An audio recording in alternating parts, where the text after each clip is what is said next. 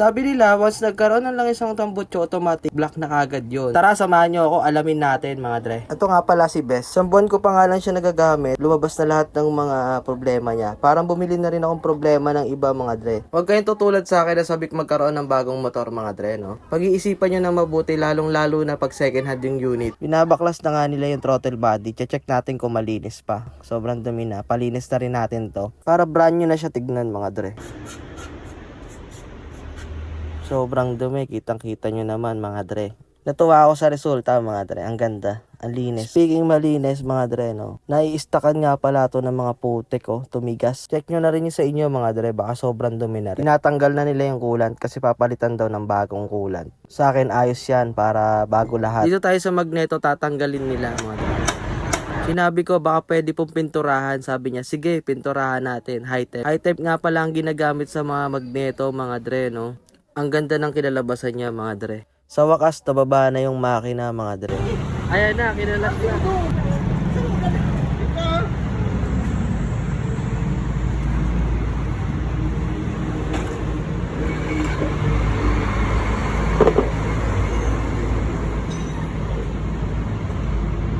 Baklasan na. Ito nga pala si Doc Eric. Trusted mekaniko ko to mga dre. Kahit sobrang layo nito mga dre, dinadayo ko to. Magaan ang loob ko pag siya ang gumagawa. Naka-experience na kasi ako sa iba na back job kung tawagin, no? Siya kasi yung tipong tao na sasabihin yung dapat palitan. Kayo ba, nakahanap na ba kayo ng trusted mekaniko nyo? Masaya ako dyan, nakahanap kayo mga dre. Mabalik na tayo mga dre. Dito natin malalaman kung talagang totoo ang sinabi nila na papalitan yung block. Once naglangis yung tambutso mga dre, tinanggal na yung heads. Ang kapal ng carbon deposit mga dre.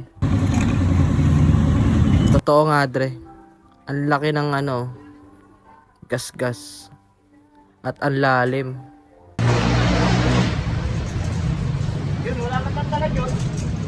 Masakit pero kailangan natin palitan mga dre. Yan. Dali-dali akong bumili ng block na bago.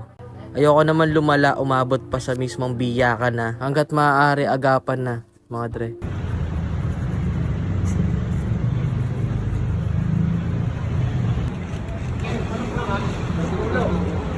Masingit ko lang may nagpakain sa shop. Mindanao. Ang ganda ng pagkalinis ng heads mga dre. Salpakan na ng ating bagong block.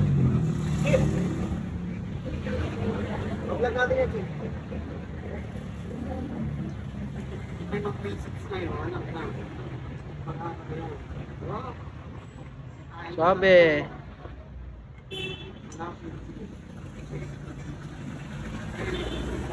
So far dyan, makakatanggap ka sa December 25. Sa 20.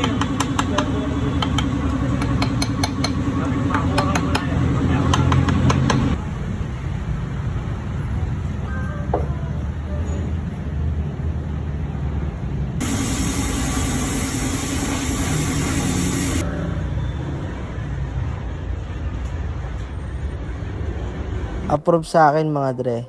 Approve na approve. Kailangan ko i-break in ng 500 odo. At huwag ka sasagad na 70 km/h.